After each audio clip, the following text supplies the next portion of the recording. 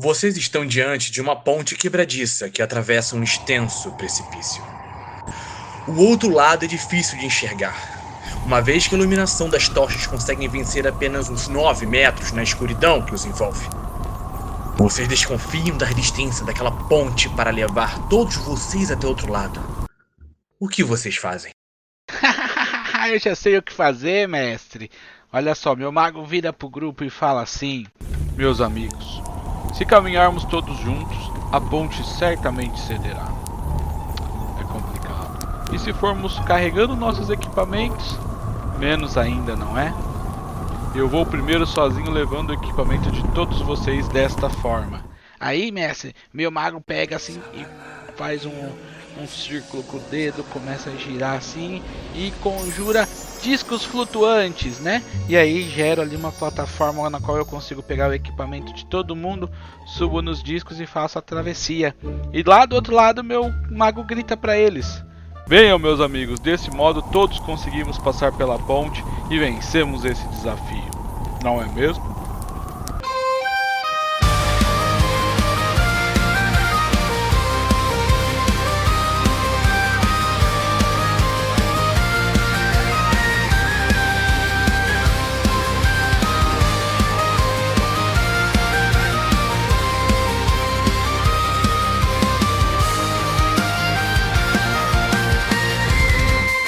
Olá, pessoas! Tudo bem? Tudo em paz com vocês? Aqui é o Vinícius Lara e você está no podcast do Covil do Velho Dragão, um espaço coletivo, colaborativo, onde você pode participar via chat ou via voz, em conversas envolvendo o nosso hobby de RPG de mesa e o nosso amado Old Dragon 2. E hoje eu estou na companhia desses dois aqui. Vamos que vamos, pessoal! Fala, galera, aqui é o Beto e hoje é dia de soltar aquela bola de fogo, bolo de fogo. Porra, bolo de fogo é melhor que bola de fogo. Né? Disparar uns mísseis mágicos, colocar todo mundo pra dormir. E não é seu filho, somos outros do mal. Ou não, né? A gente só erra também, você fode na vida. Hoje eu foco no mago no Dragon 2, meu time. Salve, salve, galera, Caio aqui. Cara, eu quero jogar de mago, mas quero soltar magia sem grimório. Não quero decorar nada de manhã. Não quero fazer gesto nem dancinha, muito menos se concentrar. Será que o mestre deixa? Eita, foda. Veremos. Tudo não quer nada.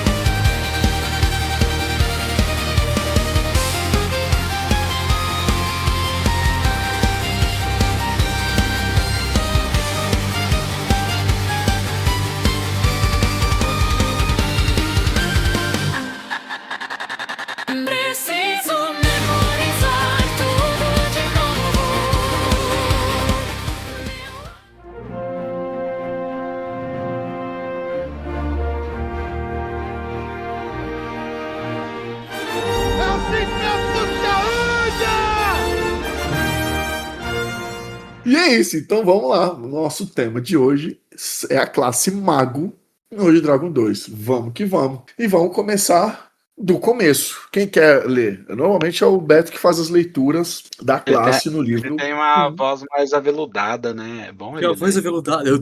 Agora. Não, peraí. Agora eu vou fazer uma voz bonita. Calma aí. O cara virou dublador agora da Disney. Agora vocês abriram a porteira, vocês vão ter que escutar agora. É o primeiro de vocês. Inclusive, eu queria até falar que o texto do mago é menorzinho. Vamos lá. O mago. Versão brasileira, Herbert Richards. Aventureiro estudioso especializado nas artes arcanas, dedicado a conjurar magias escritas em grimórios e pergaminhos. Ai, que delícia. Bom, então, com isso aqui a gente pode falar que o mago é um cara, um estudante. O cara universitário. O mago é universitário. Ele lê, escreve, papelzinho ali e boa, né? Como é que um cara desse vira aventureiro no final das contas? Porque ele é jornalista. Você acabou de escrever um jornalista. Jornalista é vida louca. Jornalista é bom. Professor. Mas vamos lá, palavras-chave, né? Palavras-chave.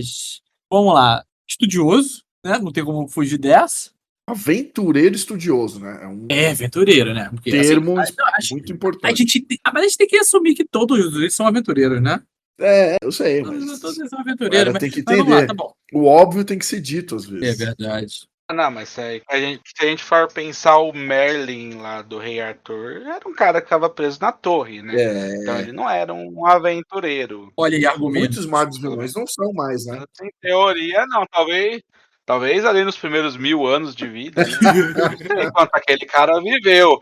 Mas Mas vamos lá, ó. Mas é uma opção. Palavra-chave, gente. Eu só conheço o Saruman na torre. Eu não conheço o Saruman aventureiro, não. Pois é. Fala mesmo. Pois é. só o Gandalf lá que tem meia classe de guerreiro lá, né? Não, o Gandalf é o cara que sai cavalgando pela Terra-média inteira, bicho.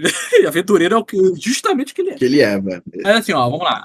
Aí seria estudioso, né? Especializado, Nas artes arcanas, né? artes arcanas, conjurar magias escritas em grimórios e pergaminhos. Isso é muito bom. Essa frase é tudo, essa frase, né? Que é o que diferencia ele da outro conjurador, que é o clérigo, né? Que não é em escritas, não necessariamente, mas este aqui é dedicado em escritas em grimórios e pergaminhos, né? E difere ele de outras especializações também que a gente vai ver no futuro. Porque é muito aquela magia que vem do estudo, do esforço, da dedicação, da compreensão intrínseca do que é o arcano. E abrangente, né, também, né? A gente tem a imagem do mago velhinho, né? Porque ele passou anos e anos estudando tudo que ele pode, irmão. Tem essa imagem, né? Enquanto você tem a imagem do ilusionista ou do necromante, eles são um pouco mais jovens. E ele tá fazendo luz no livro. Ele estudou pra caralho e tá fazendo luz. Tô zoando. Tô zoando. Ah, mas assim, né? Essa é uma imagem que a gente também não pode, porque duvido muito que o jogador vai querer vir se aventurar com o velho Gagar, que já não tem vida direita, ainda vai ser velho, vai Não sei, lascar tudo, né? Eu Eu discordo. Eu acho legal essa imagem dele, Também. desse homem sábio, sabe? Velho, conhecedor das coisas. Eu consigo ver ele lá com um Halfling ladrão ali, e ele dando uma cajadada e falando assim: cala a boca, moleque, você não sabe nem metade das coisas. É porque é inspiração. Gandalf, Merlin, Dumbledore, os magos pops, né? Mas eu gosto do Mickey também. O Mickey é um puta de um feiticeiro lá. É que é feiticeiro, né? Mas ele O Mickey é quase um bruxeiro, né, velho? é isso, então podia faltar, né? Mas, ó, vamos lá. Então a gente tem essas palavras-chave que mostram muito a parte de estudos e, obviamente, magia, porque a classe é mago. Mas não é uma magia que vem da divindade, não é uma magia que vem de pactos, que vem porque o cara tem um dom e é isso, cara, a pessoa é bonita e faz magia. Vem de estudos, né? Até a referência que o Beto fez da arte que ilustra a classe. E vamos para a carreira de mago, então, Beto. A gente poder agora entrar no conceito desta classe. Mas eu uso a voz aveludada ou não preciso? O que você quiser. Aveludado é só no textozinho ali, aveludado, né? Agora é texto normal. Então tá bom. Eu vou poupar vocês então dessa porcaria que eu fiz. Tá bom. Vamos lá. Carreira do mago. O mago de níveis baixos é um aficionado por obter conhecimento arcano. Bom, vamos dar uma paradinha aqui, que eu acho que aqui já responde aquela primeira questão que eu fiz, né? Por que um mago iria virar um aventureiro? Né? Passar perrengue. A resposta tá de cara, né? Ele precisa obter conhecimentos, né? Então, como é que ele vai obter isso? Não é só lendo um livro que tá numa estante, né? Ele precisa conhecer, precisa encontrar os conhecimentos, porque afinal de contas, você não vai achar um monte de magias de círculo alto numa biblioteca parada. Exatamente. E não é qualquer um que vai querer te ensinar também. Não é tão simples assim. Exato. Vamos lá. A estrada, o desconforto, as masmorras escuras e frias e até tediosas companhias de seu grupo de aventureiro são um preço a se pagar para ter acesso ao conhecimento e uma carreira na qual o poder é medido por aquilo que se sabe e se conhece. Abaixo do brilho dos metais preciosos, você sabe que há conhecimentos ancestrais a serem adquiridos. Cada tumba milenar profanada esconde segredos há muito perdidos. E foi para isso que você resolveu se aventurar. Com o tempo, seu conhecimento se reverterá em poder, e isso o tornará temido. Afinal, é natural ter medo daquilo que não se compreende. E será aí que você terá conhecimento suficiente para se estabelecer em algum canto e terminar seus dias estudando tudo o que juntou ao longo da vida. É isso. Esse é o textinho. É o que você falou, é o texto mais enxuto das 4 classes. Só que, cara, como ela tem subtexto, velho. Pois é, cara.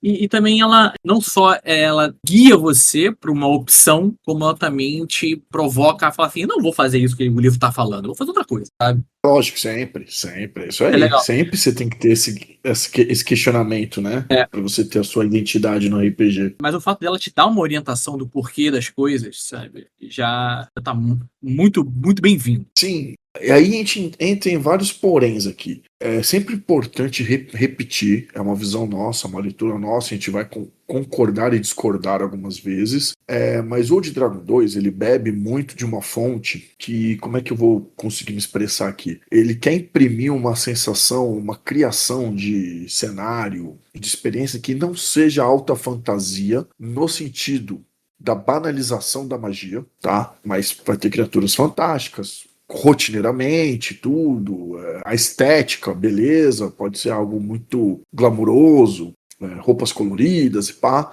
mas não é algo que você vai ver a magia banalizada. O que significa magia banalizada? Não é um demérito, tá?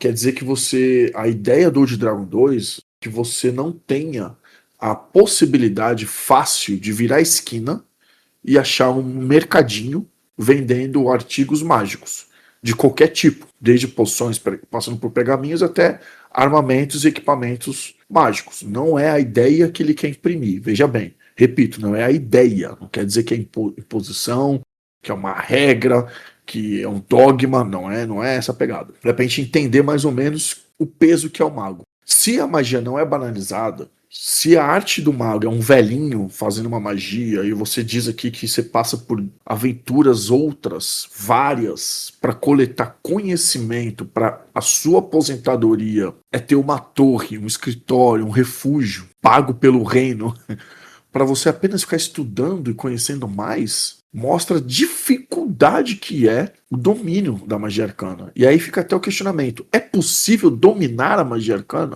Talvez não. Vou falar uma coisa sobre isso. Que você já puxou uma observação que eu acho muito interessante aqui, que é a questão dele, né, ficar ali estudando e aprendendo e, né, ser recluso na sua torre, no seu escritório, que seja. Eu acho, tentando dominar a magia, que seja, mas eu acho muito legal. Isso expõe, por exemplo, que ele seria aquele que pode oferecer as missões para novos grupos de aventureiros, sabe? Para poder aumentar as suas pesquisas. Então, é um ciclo sem fim. Sim. Né? Que eu acho bacana, cara, esse negócio dele, pô, vai ficar na torre, vai ficar. Não, mas talvez às vezes ele vai ser chamado. Aí vai ser um nível, cara, nível 10, nível 12, 15, sei lá. Mas aí quando tiver uma situação de proporções continentais, é ele que vai ser chamado. Ele vai sair da torre, vai lá se encontrar com um antigo aliado dele, que era o guerreiro que virou um lorde, entendeu? E vai começar a discutir com ele como evitar esse cataclisma que pode vir a acontecer. Então, não é porque você tá recluso na torre que você está apenas passivo ao mundo, né? Isso é legal de notar.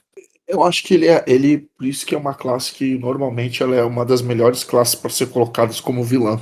Esse negócio de ficar recluso numa torre, ser totalmente antissocial, passar a vida estudando algo que é indomável. Nós já vamos entrar em detalhe daqui a pouco sobre a magia arcana perante o olhar do Old Dragon 2. Tudo empurra para ser um personagem, se não é insano, ele beira a insanidade. É um personagem que ele tem um poder de... Bom, o que é a magia, né? A magia é um ato, uma vontade, um ritual, enfim, uma ação para moldar algo fora das regras da física, das leis da física daquele mundo. É algo que o próprio mago impõe perante a realidade. Sim, a magia descrita no Dragon e outros sistemas, assim, no modo genérico, como você falou, ela é como se fosse uma energia selvagem querendo ser dispersada. E o mago é o cara que ele canaliza essa energia e conjura ela. Conjura ela ao seu bel prazer, lógico. Isso. Assim, tem todo um custo, né? Mas ele consegue ir além das leis da física padrão, óbvio, que é aquilo que é mutável. Se todo mundo cai na mesma velocidade de aceleração, eu não. A última vez que eu vi conceito de física vai fazer mais de 20 anos. Suave então, tá aí pra. Eu só vou até aí. Ainda tem pra acabar. Eu só vou até aí.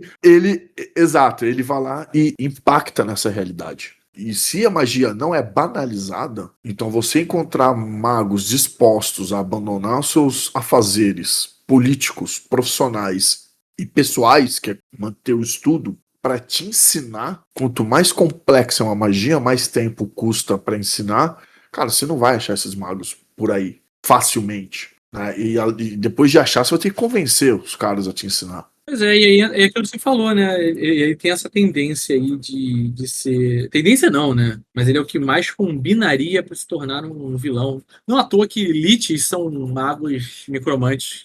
São magos corrompidos, né? Que caíram, né? Porque o poder de destruição do mago é grande. Mas no final das contas existe mago bom, porque até agora o que a gente falou deles é que eles só querem estudar, que eles são entediados com o grupo, que eles se trancam na torre, esquece de tudo, aí quando eles voltam, Arrogante, exatamente. Né? Então existe algum mago que não seja caótico, né? Que não seja egoísta? Não, existe, cara. Porque até agora, dos que a gente falou também, até o próprio Gandalf, né? Ele vai lá... Ele é arrogante pra caralho. Né? Então... Não tem. É complicado, né? Mas aqui, veja, aqui a gente está lidando com uma pessoa, é isso que eu quero pesar nisso. Acho que talvez vai ser a classe que a gente vai ficar mais tempo na conceituação, porque entendendo isso, ou pelo menos compreendendo e absorvendo isso, todo o resto fica muito mais fácil. É um personagem que ele está lidando com o imponderável, com uma força da natureza, ou que talvez não seja da natureza, o conceito de magia arcana varia de cenário para cenário, mas no conceito posto pelo livro que o Beto falou, são forças elementais ou naturais, enfim, forças com F maiúsculo, que querem ser livres, que querem se expressar. Isso pode ser interpretado e destrinchado de várias maneiras, inclusive em jogo.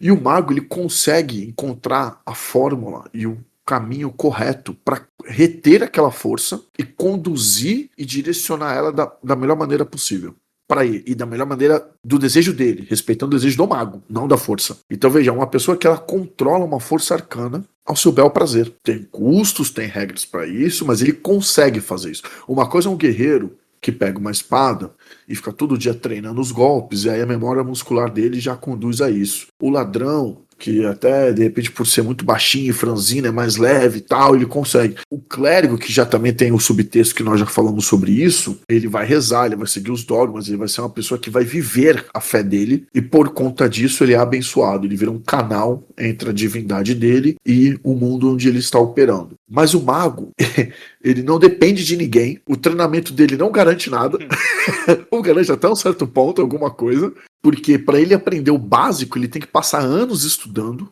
ser testado constantemente, e mesmo quando ele domina esse básico, isso não garante que ele aprenda facilmente os próximos níveis, porque cada magia tem um caminho para se seguir, para você compreendê-la, dominá-la e, portanto, direcioná-la. Cada magia é quase como uma entidade por si só. Então o mago, ele tá lidando com um surpreendente, com quase beirando o impossível. Isso é uma boa forma de a gente interpretar, inclusive, o pessoal ficou um pouco receoso, né, as questões do mago começar muito entre fraco. Aspas, fraco, e mais lá pro final ele é um dos mais poderosos. E o potencial dele é gigantesco. Isso. Né? Ele, pra começar, ele é um dos que mais precisa XP pra evoluir. O ladrão é o menos, ele é o mais. Tá? Ele mais precisa. Nível 1 pro 2, ele já precisa de mais XP. Ele precisa de mais XP, ou seja, ele precisa de mais experiência para poder evoluir. Então ele é mais lento para evoluir. Mas cada evolução que ele tem, ele muda a sua potência significativamente, muito mais impactante, na verdade, do que a potência das outras classes, sabe? Um mago de segundo nível já conhece mais magia por padrão. O clérigo não, ele mantém uma progressão mais lenta. Então ele vai variando cada vez mais, vai adquirindo cada vez mais, evoluindo rápido, mas ele demora para isso. Esse é o problema. Sim, demora. Então, pensa que é um personagem que tende, não é que ele tem que ser, de novo, não é uma regra, gente, mas ele tende a ser muito amargurado, ele tende a ser um cara estressado, que é o que o Caio levantou o questionamento. Por que ele é ranzinza, antissocial? Ele é tipo um anti-herói, velho. Porra, os companheiros dele é chato, pá. Porque pra ele é tudo muito custoso, velho. E ele lida com o imponderável, com o impossível. E ninguém vê isso, pelo menos não no começo. Pelo contrário, o que deve ter de grupos, né, e de cenas engraçadas da galera parar numa situação difícil e virar pro mago, achando que é só estalar o dedo e pronto, removi toda essa monte de pedra que colapsou aqui e bloqueou o túnel. Agora eu removi porque eu quero, porque eu sou mago. Não é assim. Mas claramente pode gerar cenas engraçadas da galera exigindo isso do mago e o mago não falar, não é assim. Ué, então você serve pra quê, caralho? Na luta você não tava fazendo nada, você não consegue abrir uma porta, você não consegue remover essa pedra, por que você serve? Aí a gente pode entrar já nas questões das habilidades de classe. Vamos. Eu só queria dar um adendo sobre isso, né? Fale. A gente tá aqui falando sobre os magos serem os mais fracos no começo do game. Se eu me recordo bem aqui, eu acredito que eles têm 100 bônus da inteligência, 2 habilidades ali, que geralmente o pessoal costuma pegar luz ou mísseis mágicos, né? No nível 1. E na verdade. Na verdade, ele tem 4 magias. Ele tem 4 magias pro padrão. E aí você pega e pensa, mas ele tem mísseis mágicos ali 4 vezes por dia, se ele pegasse só isso. Se fosse só levar em conta lutar, ele seria muito forte, ele tem 4 acertos garantido ali, né? Meio que não é tão fraco assim. É que aí, de novo, né? Por ser mais uma jogatina narrativista, se dá a opção de usar as magias de uma forma mais narrativista, né? Lógico que a gente vai falar sobre isso depois, mas um exemplo besta disso é criar água em cima da terra para o inimigo escorregar e facilitar o ataque dos amigos, né? Então, eu não acho, né? Vocês podem falar o que vocês quiserem. Colocar a luz no rosto do inimigo e deixar ele cego por algumas... Eu não acho fraco. Falar fraco para mim tá pegando pesado. Excelente. E a segunda coisa que eu queria falar, que a gente estava comentando sobre também, é essa questão da baixa magia, né? Porque, embora a gente diga que se usa pouco, a gente também tem bastante inimigos que usam, então não é tão pouco assim, dependendo da quantidade de encontros, né? É pouco por parte do jogador e no começo, porque depois ali no nível 5 tem bastante magia, né? Mas eu também gosto da abordagem de inserir mais magias, né? De colocar coisas diferentes e tudo mais. Mas a gente pode discutir isso depois nos outros tópicos, mas não, pra mim mago não é fraco, né? Perfeito, Caio. Boa. Fraco foi uma provocação. Um exagero. Não, foi uma provocação, porque a gente fala fraco mecanicamente, no sentido de que o ponto de vida dele é baixo. Ele é frágil. É mais Ele é frágil. É mais arriscado para ele algumas coisas do que para as outras classes, né? É um pouco mais arriscado se ele não for criativo ou pelo menos conhecer seus próprios limites. É nessa questão aí.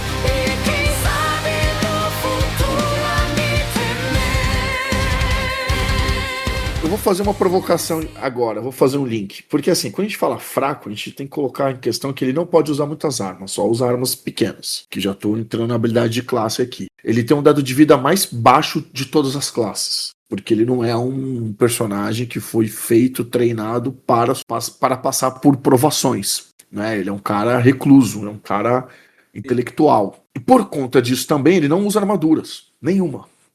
Porém, ele usa todos os itens mágicos. Só que os itens mágicos, a partir do momento que a gente entende hoje Dragon 2, que não é banalizado. Quando eu digo banalizado, é que a magia ela existe, as pessoas entendem que os magos existem. Não é raro de encontrar um mago, só que a magia ela é custosa, ela é onerosa, ela é difícil de domar e de compreender. Portanto, não é simples fazer itens mágicos. Se não é simples fazer itens mágicos, vai ser raríssimo você encontrar itens mágicos à venda. Quando você encontra, eventualmente o custo é muito elevado. De fato. É essa a intenção do Old Dragon 2. A intenção. E a intenção dele inclui... Tá? Mestre! Começou o Pedrinho. Mestre, eu quero comprar uma poção. Qual que é o preço? Vai que seu coração mandar, meu. Quanto você tem? Vamos barganhar. Pra que você tem? O que você quer uma poção? Pra fazer o quê? Aonde você tá? Você tá no meio do vilarejo onde não tem nada? Vai falar com a avó da Mariazinha ali, que ela é curandeira, vai te dar um chazinho e tu vai se sentir bem. Se vai dar certo, eu não sei.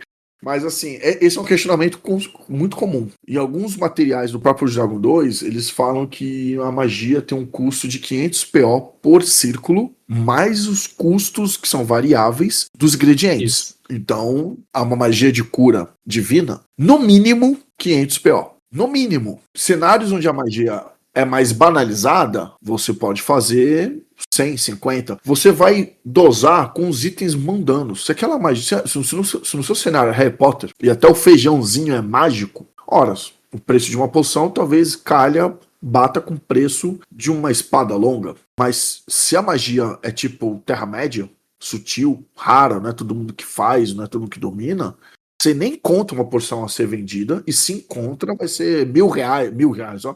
1.000 PO, 2.000 PO. O anel de invisibilidade qualquer demorou, tipo, séculos e 4 gerações e enganações de 3 raças diferentes, os caralho dormir pra fazer um anel de invisibilidade. E levou ao apocalipse quase, ao fim de tudo da Terra-média.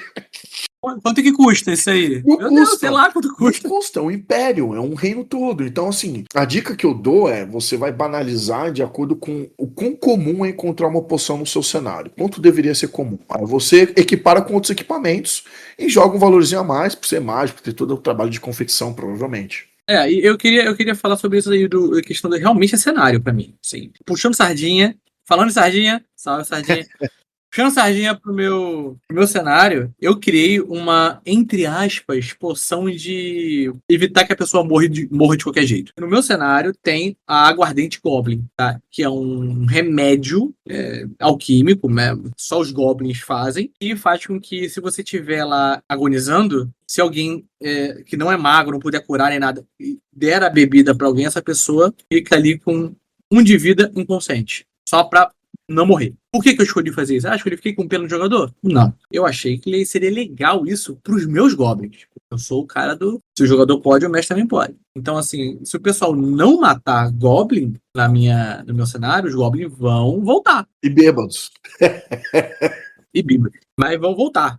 Né? E a questão realmente pra mim é cenário. Quanto custa uma poção? Cara, realmente depende do que você for mensurando ali e testando. O Dragon é isso, cara. O Dragon tem a liberdade, a vontade pra você testar as Eu coisas. acho muito importante entender isso, porque se você entende que a magia não é banalizada pela maneira como o texto diz aqui que conhecimento é poder, e você se embrenha em qualquer lugar, mesmo sem saber porra nenhuma, e que não tem preços de itens mágicos para serem comprados e vendidos.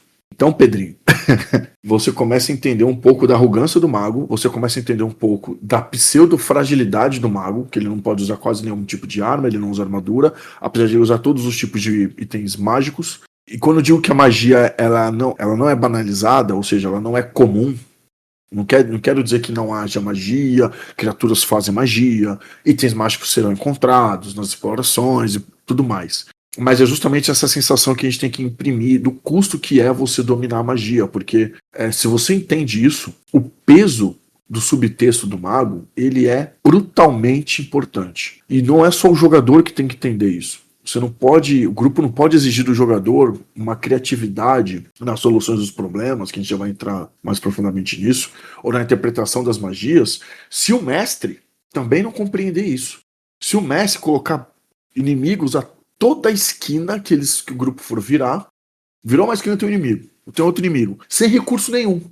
Quando eu digo sem recurso nenhum, o Dragon 2 não se prioriza, ele não se preocupa em balancear jogadores com os inimigos. Ok, a fuga é uma opção, intimidar e tensionar a moral do inimigo é uma opção, muitas vezes muito mais viável do que a luta por si só, mas se você não entender que existem N desafios além do combate, e desafios aqui, armadilhas, como a gente já falou em vários outros episódios e tal, você tendenciona o jogador a escolher mísseis mágicos, bola de fogo, irmãos flamejantes e escudo arcano, entendeu? E o cara tem uma magia por dia, velho. É um pouco, mas tem. Depende, às vezes é uma Não, só. pela classe, ele tem uma magia por dia. Que é a primeira habilidade que nós vamos falar, magias arcanas. Ele ganha uma magiazinha. Ele escolhe 4, ele vai ter 4 escritas no Grimório, mas ele só vai ter uma. No Grimório e prepara um. Deixa eu só falar uma coisa um pouco antes sobre armas de mago. Apenas as pequenas e armas grandes ou médias geram ataques difíceis, mas não impossíveis. Tá? Não, impossíveis. O Gandalf pode ser feito. Cajado e espada. O mago. Mas se usar a espada, perde poderzinho. O cajado, tudo bem. Não, perde não. Não perde? Perde não. É um ataque difícil. Só é ataque difícil. Você pode fazer o mago com machado duplo, de lâmina duplo. Pode fazer. Aqui ele tá falando você tem que ter como gesticular e tal, não sei o que, né? Sobre a questão de gerar magia. Sim. Né? Mas você precisa apenas de uma mão pra isso. Então você pode ter uma espada longa de um lado, tá? E nada na outra, né? Escudo e armadura não pode mesmo. Ele recebe... Não é que não pode. Também pode. Mas ele perde a capacidade de conjurar. Aí sim, escudo e armadura. O bônus de CA é metade do normal, né? Com armadura. Não faz sentido, né? Não faz sentido. Mas... Depende. Às vezes, se você precisar sair correndo e Não. tiver com um ponto de vida, às vezes esse meio CA aí salva. Só se ele quer fingir que ele não é mago. Que pode fazer muito sentido. Ele tá como um guarda. E aí depois ele se desfaz da armadura. Independentemente disso, galera, assim, você... o meu mago pode usar uma espada longa? Pode, bicho. É mais difícil pra ele? Mas pode. Se você tirar um bom dado, sei lá, você vai estar lutando contra um Goblin, tem uma espada curta que seja, espada longa, whatever. Espada longa porque a curta acho que é pequena. Mas tem a espada longa e você tem que tirar um 13 no dado, então você teria que tirar 15. Não é tão impossível assim, vai. As chances são menores, mas é possível se você usar essa espada longa. E lembrando em consideração que a partir do 5º nível, o seu bônus de ataque vai para mais 2, então isso, no 5º nível, o mago anularia essa penalidade ali no 0-0. Um Gandalf, que é um nível 10 da vida, ele teria aí um bônusinho de mais 1 já, o padrão. E a espada pode ser mágica. A espada pode ser mágica, já dá mais 1, mais 2 por ela mesma. Por aí vai. Entendeu? Então, assim, leiam com calma o livro, galera. Leiam com calma. A ideia era essa. Vamos avançar, vamos avançar.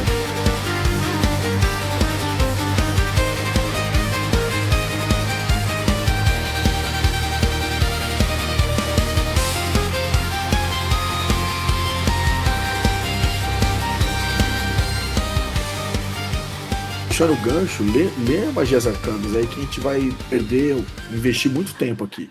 Tá, Magias Arcanas, vamos lá.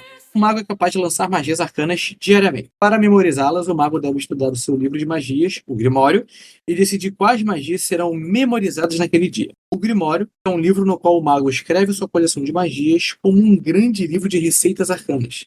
Sem ele, o mago perde a capacidade de memorizar novas magias. Foco, novas magias. Por isso, o mago zeloso guardará seu Grimório como se fosse a própria vida. Magias iniciais. No primeiro nível, o Grimório do mago contém 3 magias de primeiro círculo, a escolha do mago, e uma magia escondida é foda.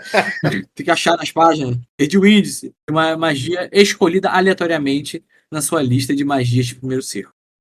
Novas magias. O mago pode acrescentar livremente, palavra-chave aqui, livremente, galera, novas magias ao seu Grimório, copiando de outros grimórios ou de pergaminho. E círculos superiores. O mago pode escrever no grimório magias de círculos acima da sua capacidade, mas não pode memorizá-las até atingir o nível necessário. É isso. Essa é a habilidade. Mestre, eu achei um pergaminho que atira bola de fogo. Eu posso gravar ele no meu grimório e usar sempre que eu quiser? Você pode gravar no seu memório. Quando você tiver a habilidade para memorizar aquela magia daquele nível, você pode usar a quantidade que você puder memorizar ela. Exatamente essa a resposta. Não tem mais nem menos. Mas se eu quiser, agora, eu tô nível 1, se eu quiser atirar ela agora através do pergaminho, eu posso? Pode. Pra mim pode, pelo menos.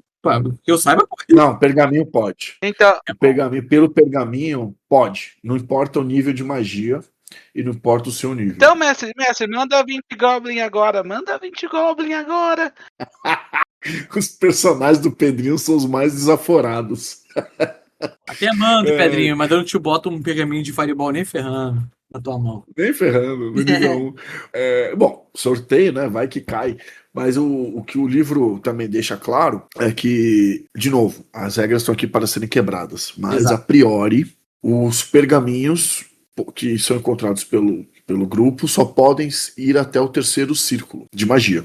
Nada impede pergaminhos com magias maiores, mais fortes registradas lá. Mas você pode criar todo um contexto geopolítico de equilíbrio de poder a capacidade de destruição dessas magias mais fortes. Um mago dificilmente deixaria num pergaminho para que qualquer outro mago mais fraco pudesse usar, porque possibilitaria que o mago mais fraco pudesse desafiar e até destruir um mago mais forte através de um pergaminho, entende? Então tem todo o subtexto colocado aqui. Mas em teoria o pergaminho é exatamente uma ferramenta mágica para fazer isso, né? Não, Então eu acho que essa inibição é meio contraditória, né? Porque é a mesma coisa você ter uma super espadona. Não. Um personagem nível 1 poderia usar, né? Poderia, então, mas seria mais ou menos Mas um personagem de nível 1 ter um pergaminho de magia de nível 3 já é muita coisa. Ou ele tem um pergaminho que contenha 3 magias de nível 1, também já é muita coisa. É muito poder de fogo. O que eu quero dizer é que as magias elas crescem exponencialmente em poder. E se você tem um cenário onde os magos detêm esse poder, e a gente tem que entender de novo o que o Didago está nos chamando para explicar, que as magias não são fáceis de compreender, não são fáceis de dominar e não são fáceis de controlar e de conduzi-las. Fora que o pergaminho é uso único, né? A espada você pode repetir aí a espadada pra ver se O quiser. pergaminho é uso único, porque um conceito que o Dragon 2 usa é que essa magia, como eu falei, é uma força e tal. A maneira que os magos encontraram de controlar essa força é conseguir fazer uma espécie de ritual, vamos entender assim, onde eles escrevem essa magia num papel. E quando eu digo escrever, você pode entender como uma receita de bolo, né? Fale o nome da magia 3 vezes, pule no sentido horário com o pé só durante dando 5 voltas, ou pode ser um desenho, organograma complexo demais que queira dizer que aquilo é uma bola de fogo. O fato é que os magos encontraram esse caminho de escrever essa fórmula para conjurar aquela magia. Na verdade é uma fórmula para conter aquela força, e ao ler aquela magia, ao se concentrar naquela leitura, eles absorvem aquela força arcana incontrolável, aparentemente incontrolável, para dentro de si e deixa ela mais adormecida. Eles dominam aquela potência. E no momento propício, eles a liberam. Por isso que vocês memorizam. Por isso que conforme o mago vai evoluindo, vai ganhando experiência, vai ficando mais calejado, ele consegue absorver mais magia arcana, mais poder arcano. Agora, se você entende isso, você entende que o mago, ele faz, como eu disse, o imponderável, o inexplicável. Ele sai da curva. Se ele sai da curva, o simples fato de ter um mago numa vila já diz muita coisa. Tanto a galera pode ter medo, quanto a galera pode ovacionar e valorizar e colocar esse mago como um herói, mesmo que ele não fez nada. Por isso os magos costumam ser arrogantes e compreendidos.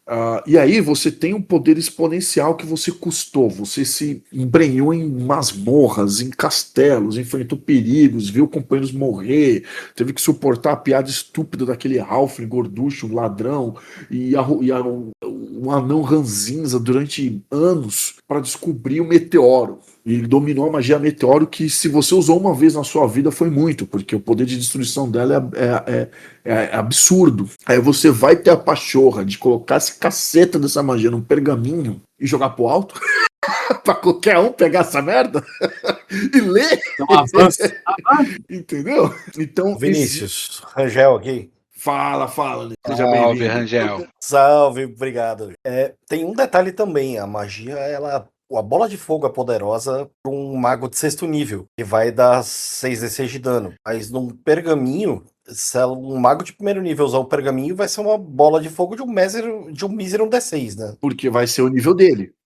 Tem esse Porque a fator. magia é variável. Exatamente, o nível da magia, é variável. mesmo sendo uma magia bola de fogo de destruição, quando conjurada por um personagem que pode utilizar aquela magia, sim, mas mesmo magia, se você pegar relâmpago ou se você pegar bola de fogo, por um personagem de nível baixo, ela vai ter o nível ainda que seja o dano consistente com o nível do personagem que tá conjurando no pergaminho, né? Muito bem observado. Mestre, não manda mais os Goblin, não. Ah, desistiu, né? Isso foi excelente, Rangel, porque isso justifica também por que o mago demora tanto para evoluir. Que além de ele acessar novas magias e magias mais poderosas, as magias que ele já conhece também aumenta a sua potência. Isso gera uma evolução de poder muito grande, porque não é uma evolução de poder baseada em uma única métrica. Por exemplo, o guerreiro evolui fortemente no combate porque ele aumenta os pontos de vida dele e aumenta a base de ataque dele. É o que mais se sente na evolução do guerreiro até o nível 6, que ele tem 2 ataques lá. O mago, a cada nível, ele aumenta todas as magias que ele tem, ele vai aumentar um pouquinho o dado de vida dele, os pontos de vida dele, muito pouco, mas ele aumenta todas as magias que ele tem e aumenta o leque de aprender novas magias. Então o crescimento é muito forte dele, por isso ele demora mais. Sim, justamente até por isso que tem o custo da experiência na evolução, né? Mas acho que míssil mágico não pode causar estrago num personagem carregado em alto nível. Dá bastante estrago. Dá bastante estrago. Mas ainda assim, cara, essa sua observação foi ótima já, de você realmente, a magia, ela vai seguir a capacidade do mago de controlar aquela força. que é o nível que ele tem. Então, o mago de nível 1 soltando uma bola de fogo é muito diferente, através de um pergaminho, né? É muito diferente de um mago de nível 6 soltando uma bola de fogo. Ou de nível 10, que é o teto. É 10d6 o teto da bola de fogo. Isso visualmente falando, mecanicamente falando, vai dar efeitos enormes. Mas mesmo uma bola de fogo no nível 1, por um mago de nível 1, ainda é uma bola de fogo que, dependendo do contexto que você for usar, ela pode gerar uma bagunça divertida. Então, talvez por esse raciocínio, não sei, isso não tá no livro, tá? Eu que tô elaborando esse raciocínio. Talvez por esse raciocínio não imagino muito coerente um mago poderoso deixar registrado em pergaminhos para que qualquer tipo de mago possa usar magias de níveis muito fortes. Porque ele tá pegando todo um poder de fogo que ele custou muito para adquirir e banalizando aquilo. A gente já pode falar agora sobre isso ou a gente vai deixar para depois? Podemos falar agora sobre Eu acho que foi até uma pergunta pertinente lá no grupo, né? Que tipo assim, a partir de qual momento o mago pode gravar, né, uma magia no pergaminho? Isso é de graça? Tipo assim, ele pode distribuir esse conhecimento só pegando lá a tinta arcana e escrevendo num pergaminho? Porque essa tinta depois apaga, né? Nós não falamos sobre isso ainda, mas quando a gente usa o pergaminho, ele se perde, né? Tanto para passar para o Grimório quanto para uso. Então, como é que a gente pode trabalhar isso mesmo durante a gameplay? Olha, no livro base 1, que é o que a gente está se baseando aqui, não tem ferramenta para isso, não tem regra para isso. Ou seja, está além das condições de um mago. Nos outros volumes que a Buró lançou, acho que o Guia do Mestre, o Guia do Jogador, não lembro agora. O Guia do Mestre. A pesquisa mágica. É o Guia do Mestre, né? Pesquisa mais aí, lê o livrinho aí. Cara, eu sinceramente é muito grande, mas assim, É no 11º. É no 11º nível. Já é um legado, cara. Tem que ser no mínimo 11º nível. A estrutura aqui tem a questão de recursos, tempo, enfim. Então é lá na questão legada, né? Isso. Para o cara criar uma magia assim e tal, né? Ele tá fazendo uma pesquisa. Criar uma magia e registrar no pergaminho. Que o pergaminho, Grimório, que seja. Não. No Grimório, o mago de nível 1, a gente acabou de ler aqui, você leu. Ele pode pegar qualquer magia que ele encontrar em pergaminho ou em outros Grimórios e passar pro seu Grimório. Isso aí tá tranquilo. Não, porque na verdade a pesquisa mágica ela é para você inventar uma magia nova. Sim, mas lá também tem a pesquisa mágica para inventar magia e também tem criar pergaminhos mágicos. E para você criar pergaminhos mágicos, é só no 11º também. Sim, né? Nesse caso, a criação de pergaminho deve contemplar apenas as magias que o jogador já tem acesso. Um componente com um pergaminho especial, 500 peças de ouro por círculo da magia ser escrita. E 1 dia de pesquisa por círculo de magia. A magia obrigatória é aquilo que você quer fazer e tem que fazer seu teste. Simples assim. Tem pra pergaminho, tem pra poção. É custoso, velho. É custoso por quê? Pra não banalizar o encontro de magias. E se você não banaliza, o teu mago que só solta uma magia por dia, ele tem muito mais impacto narrativo do que aquele mago que pode, do mesmo nível 1 também, mas que pode soltar 10. Por quê? Porque é comum. Mago, todo mundo faz magia, tudo é pirotecnia, é Harry Potter. Eu não tô, de novo, não é uma crítica, tá? É linguagem e propósito de narrativa aqui. Então, se todo mundo solta magia, o mago é um ser comum. Se é um ser comum, você tá acostumado a lidar com ele. Não surpreende. Ele acender uma luz, ele acender luz do nada, ou ele queimar aquela casa a 30 metros de distância só estalando o dedo, é comum. É comum pra você. Se é banalizado. Se não é banalizado e o mago tá lá conversando com todo mundo na taverna, rindo, e de repente dá uma gargalhada e todo mundo dorme, ele usou sono. Os companheiros em volta talvez entenderam o que aconteceu. Mas, mano, deve dar um cagaço. Porque o cara tava trocando ideia contigo de boa. E aí ele falou uns paranauê mais diferentezinho ali, meio enrolado, fingiu que tava meio bêbado, mexeu com as mãozinhas e todo mundo dormiu, velho. E aí, com isso, eles podem invadir o quarto da taverna lá e conseguir sequestrar um bandido lá para poder interrogar.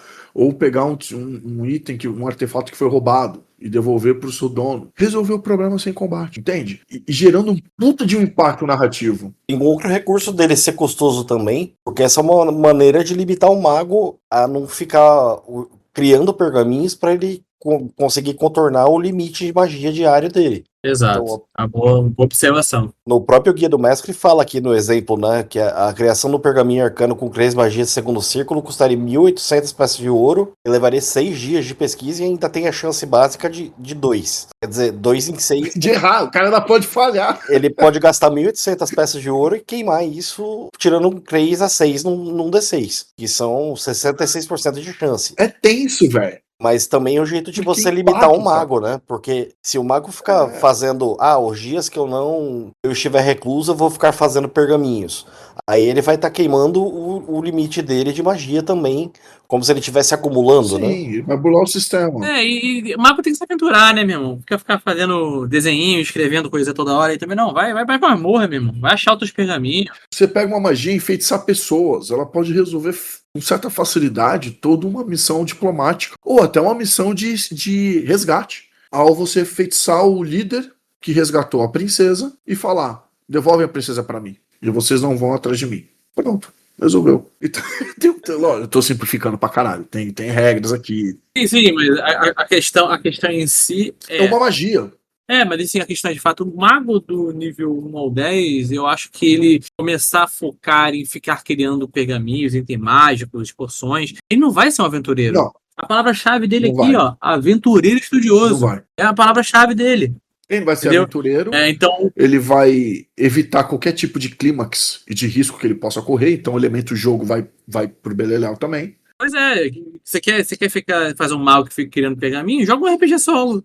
E aí vai ser mais divertido pra você, né? De só ficar escrevendo.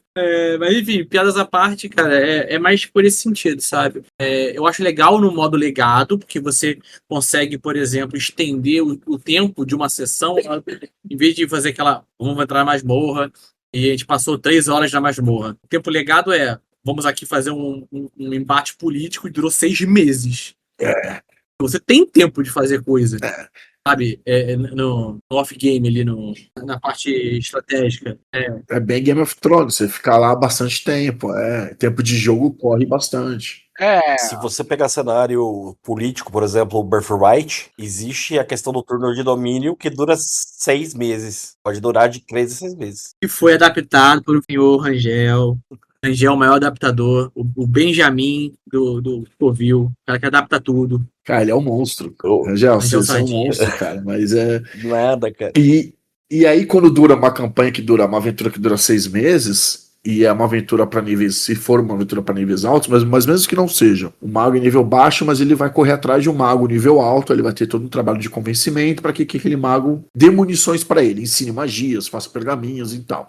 E é uma aventura / campanha que tem um prazo longo dentro da história do jogo, permite isso. Mas acho que é importante as pessoas entenderem. Quando a gente falou de que o mago era fraco e o Caio corrigiu, tem muito sobre isso, cara. O mago, ele não é fraco. Ele é mesmo no nível 1, ele é um monstro. Se você souber trabalhar. E de novo, não adianta um mestre também querer contar uma história onde vocês vão entrar na porrada a cada esquina. O mago, ele vai ter uma deficiência, por mais criativo que o jogador possa ser e por mais permissivo que o mestre possa ser. Eu quero aproveitar e falar uma última coisa sobre pergaminhos e pra gente meio que encerrar esse conceito e já entrar talvez na próxima habilidade. É o seguinte, o pessoal também falou assim, um mago com inteligência baixa, né? Aquela questão de ler as magias se ele não sabe ler e escrever. Tem uma observação muito interessante aqui nas regras, inclusive, sobre magia, sobre o mago poder ler um pergaminho ou não.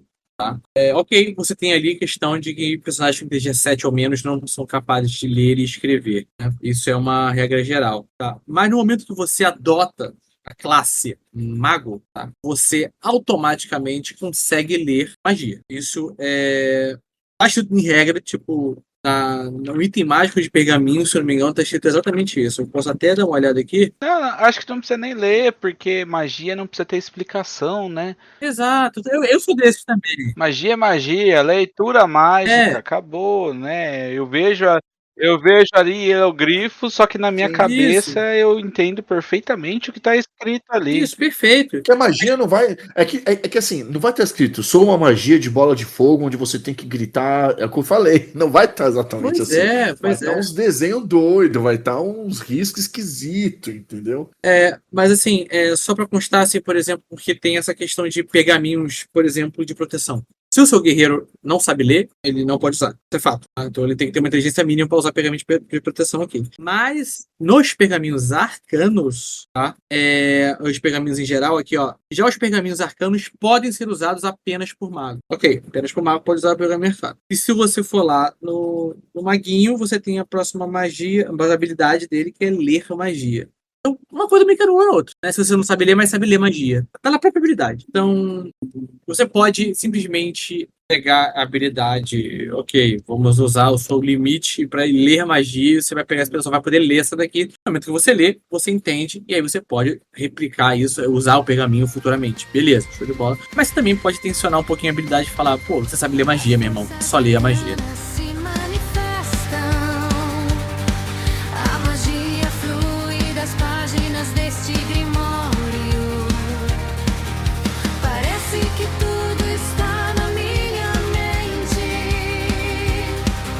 mas basta um segundo. E, inclusive, já vamos para ler magias, então, que a gente já finaliza as habilidades, a gente fica com mais à vontade para falar sobre como jogar, interpretar e superar desafios com o mago. Ler magia. Um mago é capaz de uma vez por dia, por nível, decifrar e ler inscrições mágicas em qualquer lugar, mesmo que não entenda a mensagem a qual elas querem passar.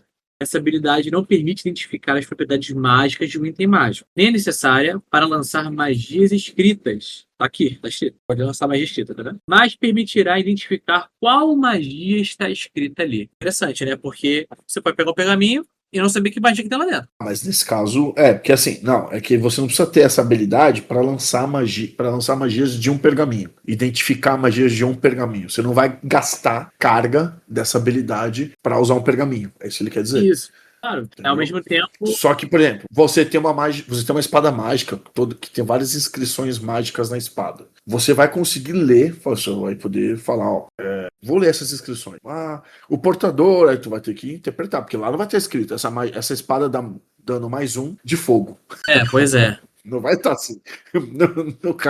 O Ferreira não faz desse jeito. A magia permite você ler, identificar qual magia está inscrita. Identificar a propriedade mágica de um item. Não, mas item não.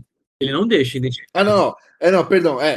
Essa habilidade não permite identificar as propriedades mágicas de um item. Nem é necessária para lançar, mas permitirá identificar qual magia está escrita ali. Então, por exemplo, se essa espada mágica for só uma espada mágica com dano mais um, tipo, ela é mais afiada, o aço é resistente, tal, ele não vai saber dizer o que ela faz. A menos que está escrito, ó, mas permitirá identificar qual mágica está escrita ali. Se nessa espada, a gravura dela tiver de fato uma magia incrustada nela, ela pode fazer outras coisas além de disparar uma bola de fogo, por exemplo. Sim. A espada.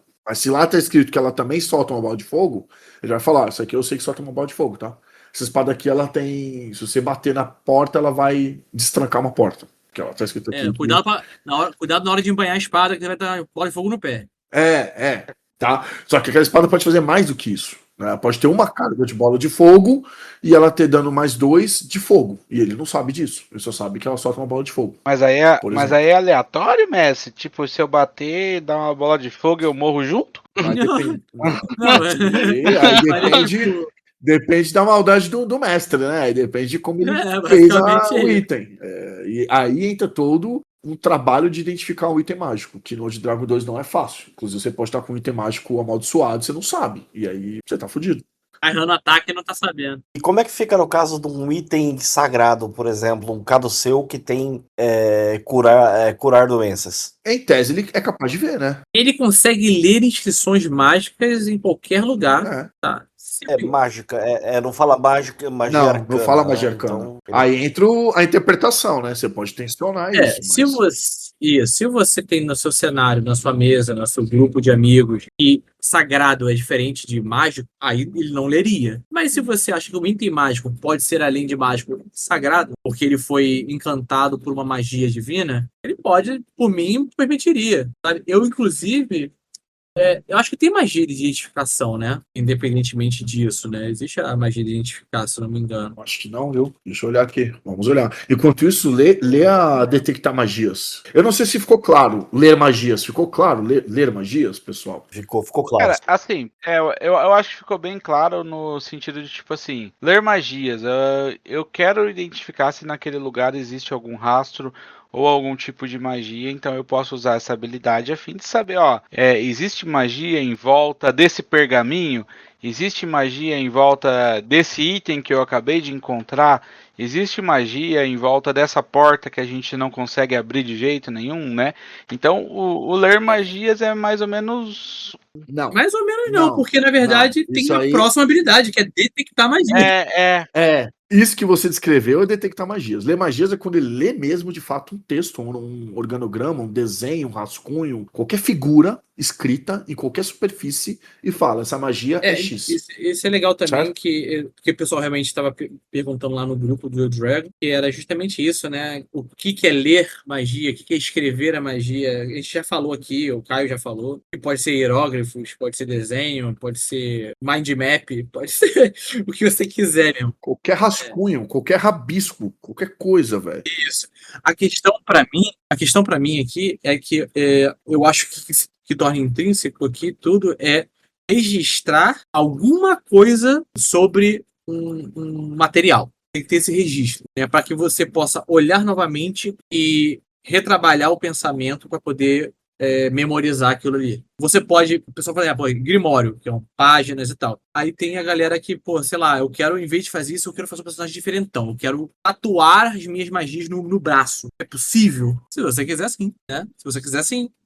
Mas assim, você vai meio que tensionar a questão de, o cara nunca mais vai perder o Grimório dele. E o contrário, se tu cortar o braço dele fora, ele vai perder mais que o Grimório. E se ele for queimado? Queimado, isso. Vai perder espaço, não vai botar mais na pele, ele vai ficar. Então, tudo isso aí realmente, de fato, é uma questão de tensionar a criatividade da coisa, mas o que eu não entendo ler magia, no caso, ler a magia, aplicar a magia, registrar a magia, é isso, né? Você transferir fisicamente algum registro para um outro objeto. Seja ele uma runa, uma pedra, pode ser um pergaminho, pode ser um grimório, uma folha de papel, pode ser a pele do cara, pode ser no chão. O problema é que você vai escrever no chão e vai perder depois, né? Porque você vai embora.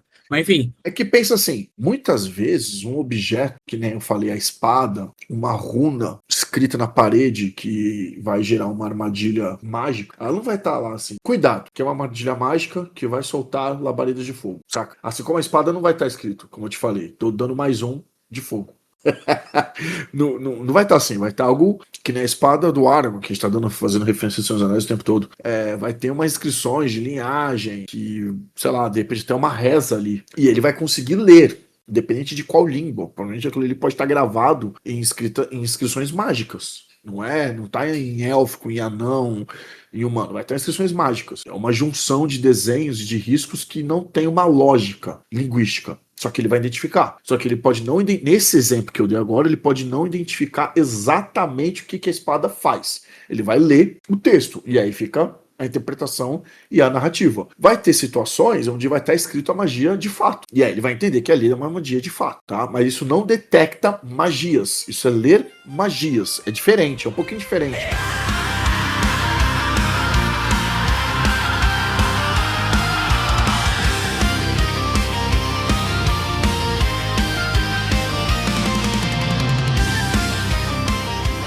Detectar magia é o que o Beto vai ler agora, que a gente vai ver que tem uma pequena diferença que faz toda a diferença. Exato. Vamos lá, detectar magias. O mago é capaz de, uma vez ao dia por nível, perceber em lugares, pessoas ou coisas em uma área de até 9 metros mais 3 metros por nível a presença de magia, desde que ele esteja concentrado e procurando ativamente por isso. O mago percebe uma tênue aura mágica ao redor dos lugares, pessoas ou coisas encantadas, mas não é capaz de identificar a magia, o nível de poder do conjurador ou o efeito presente no alvo. Um mago precisa se concentrar 1 de 8 rodadas na área desejada para conseguir detectar, caso haja alguma presença mágica. Esse tempo cai para um D4 no 6º nível e uma rodadinha só no 10º nível. Ah, então não é só chegar ali e falar assim, ó, eu quero detectar esse negócio. Não. Talvez você tenha que ser. Tem um ritual. Mas vai fazer igual o Gandalf lá em Moria, né? Vai sentar lá e vai ficar coçando a barba até resolver qual caminho seguir, né? É isso aí, eu vejo isso. Putz, você deu um exemplo fudido. E aqui, ele tem uma cena no filme que ele detecta o Balrog. Então, detectar magia, detectar qualquer tipo de magia. Criaturas mágicas também influenciam, velho. Coisas encantadas, né? Pessoas encantadas. O Balrog podia estar usando uma magia nele lá, né? Ele é mago, ele é mágico, né? Ele é uma criatura mágica. Né? Aí é uma coisa que tende a tendenciar, né? Porque. Ele é o Maia. No caso ali, ele é o Maia. Não, tudo bem, mas aí tende a gente pensar nisso. Existe, por exemplo, em Old Dragon, a criatura como mágica? Porque, se eu não me engano, eu acho que não. Não, acho que não Tá? também. Eu acho que ele seria ali um extraplanar, né? Nada aí fica em aberto, né? Eu acredito que não tenha. Mas pode ficar em aberto se, por exemplo, o Drow ele tem nele a capacidade de fazer magia escuridão, independente de se ele é mago ou não. De repente ele pode ser entendido como uma criatura mágica. Um vampiro pode ser entendido como uma criatura mágica. Pode ser interpretado. Eu acho que aí realmente depende. Como eu sempre digo aqui, pra mim, se a gente jogar numa mesa na segunda-feira, você Um falar que. elemental de fogo. Se você, na segunda-feira você falar pra mim que o elemental é só um extraplanar e na quarta-feira você falar que ele é uma criatura mágica em duas mesas diferentes, também tá valendo. Tô feliz. Tanto faz. Depende realmente do cenário e da concepção, né? Em duas vezes diferentes, em dois cenários diferentes, exatamente. São propostas diferentes. Na regra mesmo, no escrito no papel, não tem nada, mas vai muito na concepção que você utiliza. Tal criatura voa. Essa criatura tem asa? Não, então fisicamente impossível ela voar. Logo, ela está evitando por qual motivo? Mas aí eu acho que esse é o papel do jogador tensionar, na minha opinião. Teve até uma conversa hoje. RPG é uma criação coletiva, né? Sim, mas eu digo, como o personagem do jogador que vai usar essa habilidade, logo é o jogador que está tensionando a habilidade, cabe a ele também questionar o mestre. Lógico que eu tô falando assim, que se ele não fizer isso, o mestre vai ficar quieto e que se dane. Não é isso. É o que você falou, é coletivo. Vamos trabalhar junto para contar a história e para que a experiência do grupo seja a melhor possível. Mestre, eu quero usar detectar magia, mas peraí, essa criatura tá vindo da onde? Tá vendo como? Como é que ela é? Faz sentido eu entender que ela é mágica? Faz. Beleza. Trombou com aquela criatura, ela é mágica. Numa situação futura, ele com isso em mente, ele pode... Mestre, eu vou detectar magias, a intenção é, eu tô justamente no refúgio daquela criatura, eu quero saber se ela tá aqui por perto, ou se ela foi dar um rolê, comprar um cigarro e não voltou. Sei lá. Boa. Exatamente. É igual essa questão do tal criatura é extraplanar. Agora, qual que é a tua concepção de extraplanar? Tudo que manifesta no plano primário material e é extraplanar é considerado um efeito mágico. Exato. Então, depende. A minha concepção é muito de AD&D, né? Até o dragão. É o que eu ia falar agora, porque, assim, se você parar pra pensar em criatura fantástica, dificilmente eu acredito que uma criatura não seja mágica. Não mágico. Vamos usar o Senhor dos Anéis de novo, que a gente gosta bastante, né? Os orcs são feitos através do quê? Magia. Então, logicamente, né? São mágicos. Diria até o dragão. O do dragão, por exemplo. O dragão ele é um tipo de criatura por si só. Dragão. Mas eu não conheço nenhum dragão não mágico. Eu vi nisso. O que eu entenderia de criaturas mágicas? Criaturas que são capazes de soltar magias inerentemente, sem precisar estudar. Talvez um mago, com magias memorizadas e armazenadas nele, ele pode ser interpretado como uma criatura mágica durante um tempo. Se ele descarregou tudo que ele tinha, portanto não tem mais magia armazenada nele, talvez ele não seja uma criatura mágica naquele momento. Vai muito de interpretação. Agora, essa questão do orc ser feito por magia. Sim. O primeiro orc, talvez. Mas a partir do momento que ele se reproduziu... Os outros não. Que é a mesma coisa em Dark Sun. Se você pegar o meio gigante, ele é resultado de experiência mágica dos reis feiticeiros. Então, sendo assim, o meio gigante, que é um ser, inclusive, que não pode ser mago do universo de Dark Sun, ele é feito por magia, mas ele é resistente à magia. Ele não seria detectado como uma criatura mágica. Exato. Né? Então, e tudo isso aí é legal porque assim, você tem aqui no livro Levion, página 42, 43, o mago, tá escrito aqui, tudo que você tem que saber. Mas olha só a quantidade de coisas que a gente pode expandir só porque cenário, só porque é interessante. Só porque é cenário, é conceituação e, de novo, tensionar, né? O jogador e o mestre tensionar e trocar ideia. Isso é muito importante porque eu Estou jogando com o mago na mesa do Beto. E se eu cair 5 vezes foi pouco. E o meu mago ele tem 8 de constituição. Então nível 1 ele tinha 3 de vida. Nível 2 ele tinha 4 de vida. E nível 3 ele tem 6 de vida. Mas porque eu sou um cara burro. Não. Das poucas vezes que teve combate, como eu não estou acostumado a jogar, e não estou acostumado a jogar com tabuleiro, eu me perdi completamente. Eu fui pra linha de frente com o mago no nível 1. E tava no escuro. Aí eu fiz uma cagada. Na segunda vez. Corajoso. Eu fui burro. Na segunda vez, eu também fiquei lá jogando capoeira e dando funda na galera. É conveniente para o meu personagem. Eu podia tensionar uma interpretação do tipo: começou o combate, eu vou me esconder, eu não vou puxar arma, para não chamar atenção, para com isso conseguir barganhar com o mestre, o Beto, de falar: eu não quero ser alvo, eu não vou atacar, não vou fazer nada, eu vou me esconder. Por quê? Porque eu sou um cara fraco, o meu personagem tem os seus 40 e poucos anos, tem 3 filhos, é viúvo, ele não quer se arriscar. Só que eu queria jogar e tudo, queria tensionar algumas coisas, gerou cenas maravilhosas até. Ele com medo de explorar, porque ele quase viu a morte aí, virou íntimo da morte. Mas assim, tem esse lado do jogador. Eu fui um jogador inexperiente como mago. E o Beto dá muitos recursos para que não é que ele dá de mão beijada, mas ele possibilita muitos recursos para que os jogadores não tombem ou para que os jogadores explorem outros caminhos alternativos para superar um desafio. A gente consegue intimidar, barganhar, passar rasteira, enfiar o dedo no nariz, enfim. Tem vários. Agora, é importante que vocês entendam que o mago ele não é o cara de sair dando porrada nem antes nem depois. Mesmo quando ele fica com muitas magias poderosas, ele não é um cara que vai se expor fácil. Porque se a gente entende que a magia não é banalizada, que a magia tem um alto poder destrutivo, a partir do momento que ele solta mísseis mágicos e derruba 7 goblins, e aí tem muita gente ainda viva de inimigos, não é lógico que esse mago vai ser o alvo, teoricamente falando? A cada rodada o guerreiro mata um goblin, ou 2. O mago em uma rodada levou 7. Porra, velho! Então assim, ele vai ser um alvo. Há de se tomar cuidado. Então, mísseis mágicos, bola de fogo, essas magias mais ofensivas, elas não precisam ser usadas literalmente o tempo todo para atacar um inimigo. Cara, se eu sou na caverna, joga numa estalagnite, sabe, joga no teto, tenta desabar parte daquele teto, tenta aquecer o lago. Se os caras estão lutando no rio ou no lago, para tentar ferver aquelas criaturas, os arqueiros estão mais distantes, os arqueiros inimigos estão mais distantes, de repente. Então é possível, faz escuridão, faz luz para cegar, ou escuridão num trecho pra galera não ver nada. E sem falar que você tem magias sociais fodelásticas, né? A gente fala assim: o guerreiro é especialista na parte mecânica de combate. O ladrão é especialista na parte mecânica de exploração. O clérigo é especialista na parte mecânica de suporte, para ficar todo mundo em pé. E o mago, ele não é especialista de nada, porque ele pode fazer tudo um pouco. Ele dá suporte ao fazer luz, ao fazer um disco flutuante, que, cara, pode ser usado, por exemplo, numa ponte frágil. Você coloca equipamentos da galera nesse disco, o disco vai levitando. Ele não vai sobrecarregar a ponte. É um suporte. A iluminação é outro suporte. Ele pode dar uma pegada de ladino, porque ele tem patas de aranha, ele anda nas paredes e no teto. Pode servir tanto como suporte como exploração. Ele abre e tranca janelas e portas com magia, que é o que o ladino faz. Além das magias de combate, que nem sempre precisam ser usadas em combate. E além das magias sociais, como enfeitiçar pessoas, por exemplo. Isso é o que está no texto.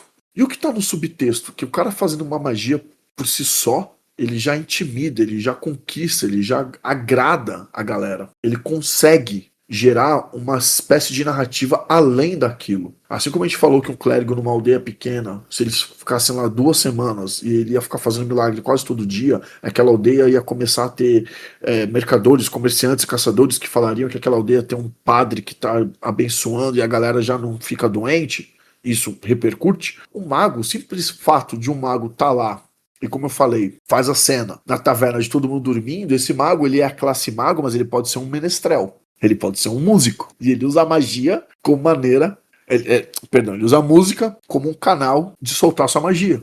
O meu personagem, ele joga capoeira, né? Ele usa os movimentos corporais, ele fala tudo, ele gesticula, porque então você tem que falar e você tem que gesticular para soltar uma magia. Você tem que estar numa superfície estável. Então o meu personagem, ele faz um pouco da dança e da música para soltar a magia. Algumas magias ele usa o berimbau. Tipo, o disco flutuante, essas magias de suporte, ele usa o berimbau. Ele já usou até magias de sangue, vamos dizer assim. Ele já cortou a mão dele e fez o sangue dele pingar na tocha, uma coisa assim, para criar luz. Então você interpreta da maneira que você acha mais coerente com aquele personagem. Sem precisar fazer, o meu bardo solta magia. Não, quem solta magia é mago, cara. Como ele vai soltar magia, tá na tua mão de desenhar esse personagem da melhor maneira possível, da maneira mais rica possível. E isso vai, ou deveria, impactar aquele mundo, aquela história que vocês estão contando. Tanto os jogadores quanto o mestre tem que ter essa sensibilidade. Porque o subtexto, muitas vezes, vai falar muito mais forte do que o texto. No caso do mago. Essa é a carga que o SR joga na nossa mão como mestre, né? Exato. De você tirar toda a mecânica e passar para a força narrativa daquilo que você tá fazendo.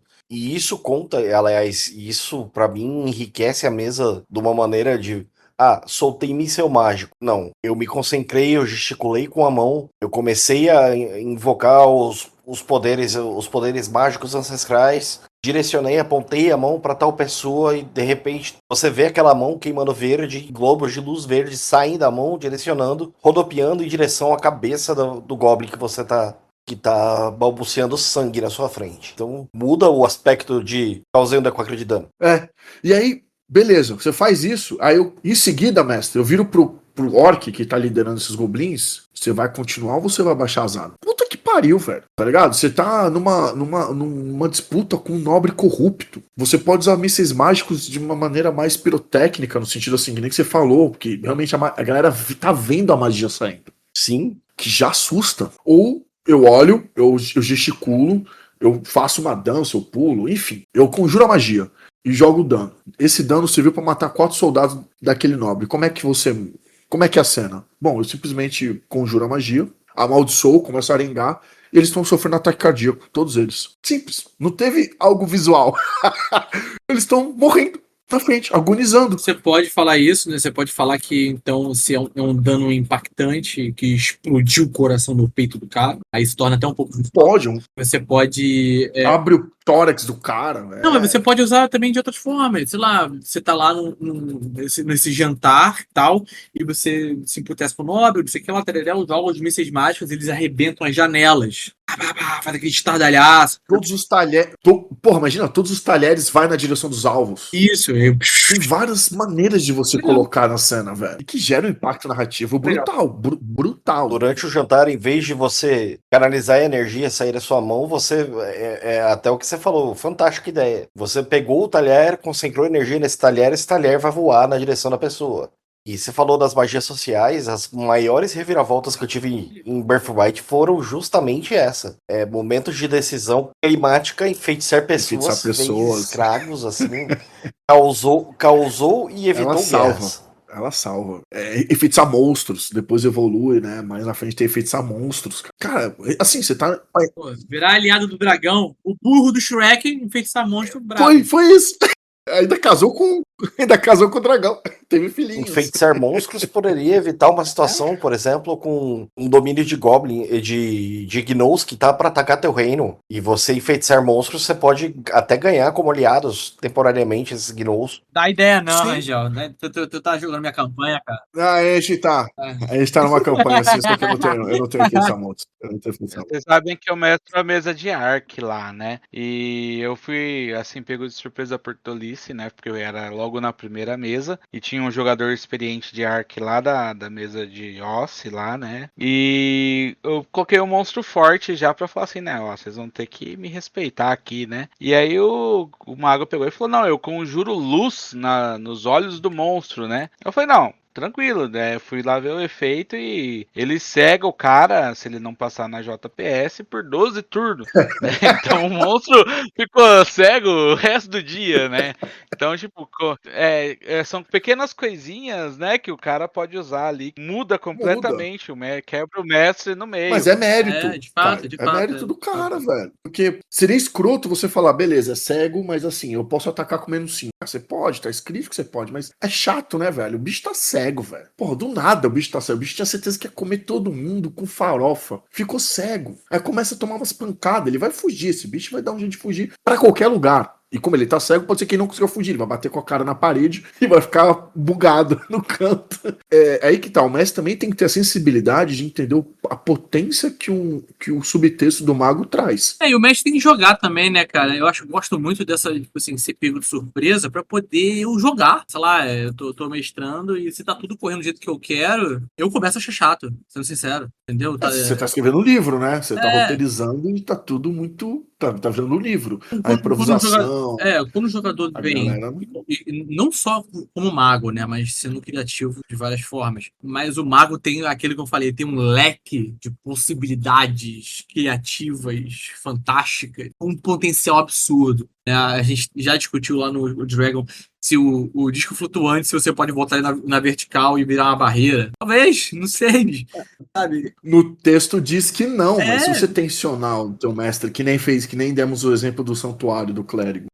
Entendeu? Mas é tipo assim, eu gosto que isso deixa o mestre jogar. Ele não tá. Ele fala assim, pô, você me pegou agora, eu vou lidar com isso. É uma coisa que eu já pensava e fazia tanto quanto naturalmente, que eu achava divertido, mas foi apresentado pra mim no Blood and Honor, que é você passar a narrativa pro jogador. E o que ele falar pra você, a sua primeira reação não é falar não. A sua primeira reação tem que ser, talvez. Vamos ver. Acho que é legal. Vamos tentar. No Blood and Honor em si, a resposta é sempre sim. Você não pode negar o que o jogador fez na hora que ele assume lá o risco e consegue passar no teste e assume lá o fato de narração. Ele consegue falar um fato. Você não pode negar.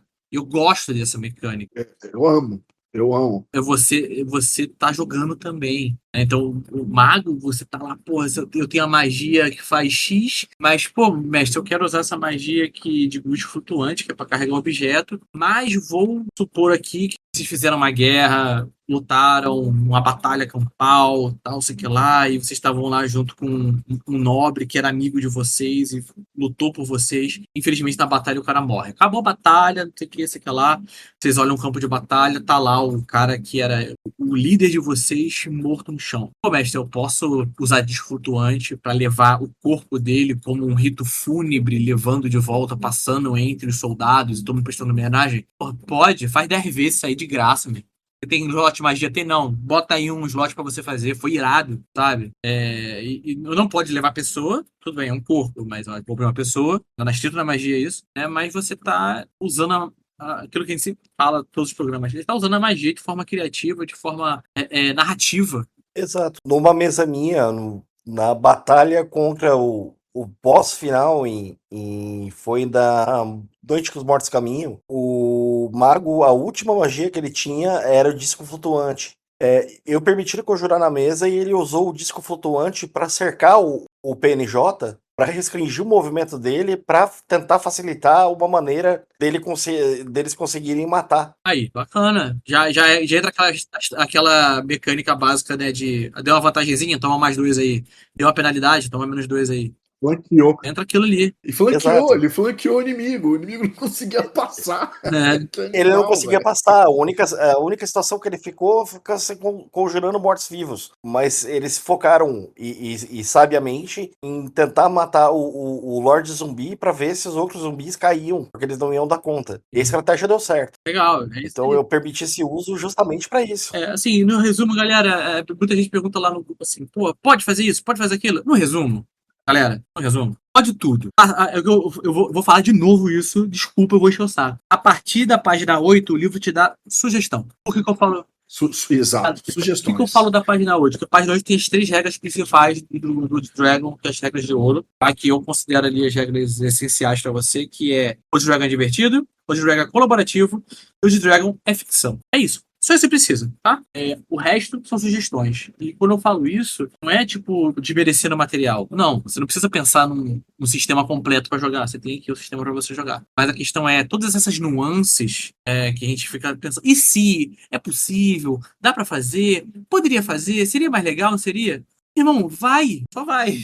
Pessoal, e agora falando disso tudo, vamos aproveitar até a presença dele, que ele tá aqui. A gente sabe que no Old Dragon a gente tem a lista de magias, né? E o Rangel também fez lá o tomo de magias, que é exatamente trazendo as do do D&D lá anteriores, né? O pessoal do grupo até comentou isso lá, né? Se o Old Dragon já cumpria bem a tarefa de todas as magias e tudo mais, ou se era necessário magias customizadas, né? O que vocês pensam disso tudo? Por que o tomo da magia existe? Quando eu comecei a fazer as adaptações, teve muita coisa que precisava de muito, vamos dizer, chegava ao ponto de gambiarra para fazer a adaptação, até que eu cheguei em Birthright. E Birthright é um cenário que ele me... Por existir a questão das magias de guerra e algumas diferenças, envolver as esferas, envolver os círculos de magia, as escolas, que é algo que não existe no de Dragon 2, eu precisava trazer isso para fazer menos gambiarra no cenário e ainda deixar aquele sabor dos cenários dos anos 90, né? Então foi com esse objetivo que eu trouxe, que é uma coisa que eu sempre amei. Eu entendo a posição do Pop em ele restringir a lista de magia,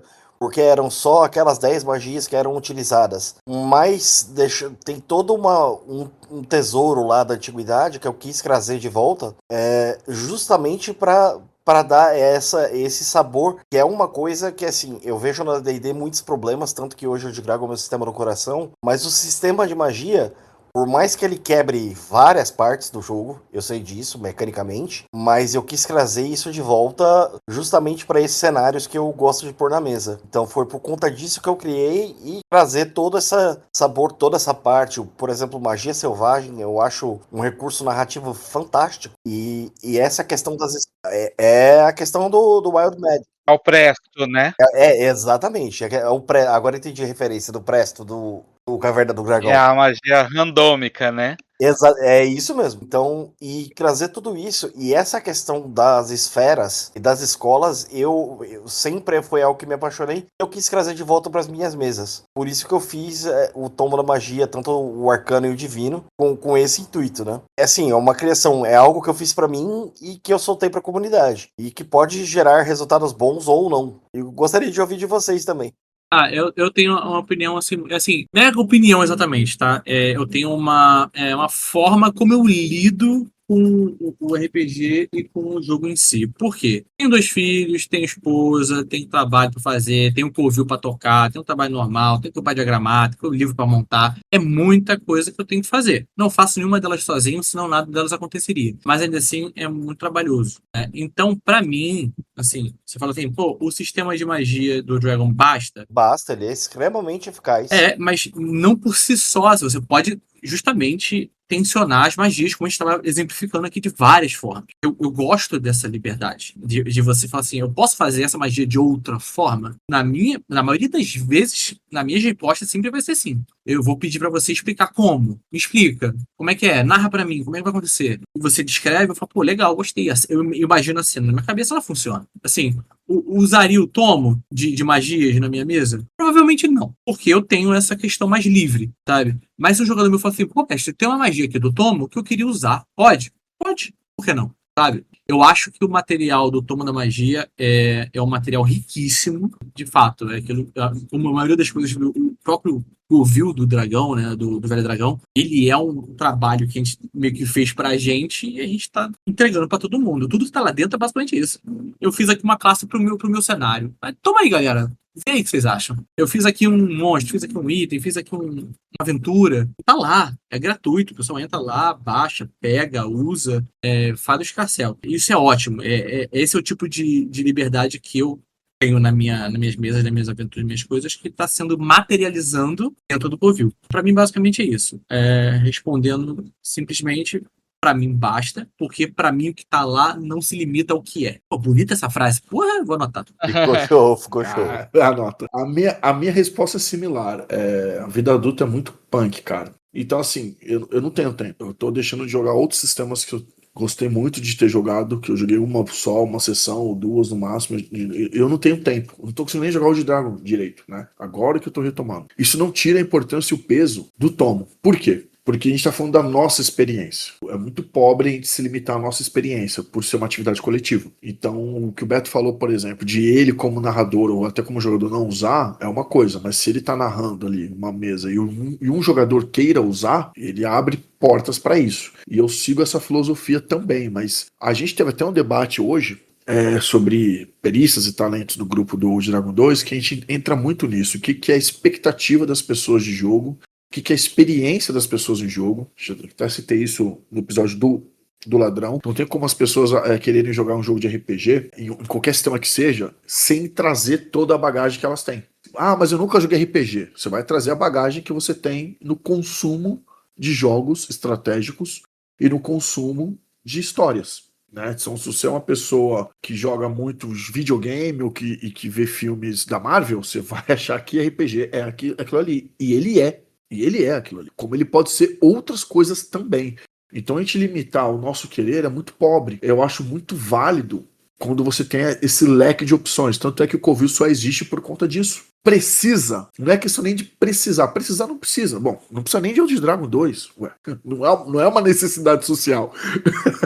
Mas a gente consegue jogar só pelo livro base 1. Não precisaria do livro base 2, não precisaria do livro de monstro, não precisaria do guia de armas, enfim. Mas ele enriquece a experiência. Principalmente quando a gente tem jogadores que têm uma escola ou uma origem diferente no RPG, que tem essa dificuldade, porque não é todo mundo que precisa ou deve ser criativo, não é todo mundo que precisa ou deve interpretar um personagem mudando o tom de voz, fazendo uma espécie de atuação. Atuação eu acho diferente de interpretação. Eu gosto de beirar a atuação, apesar de eu não sei mudar timbre de voz, não sei fazer sotaque e tudo mais.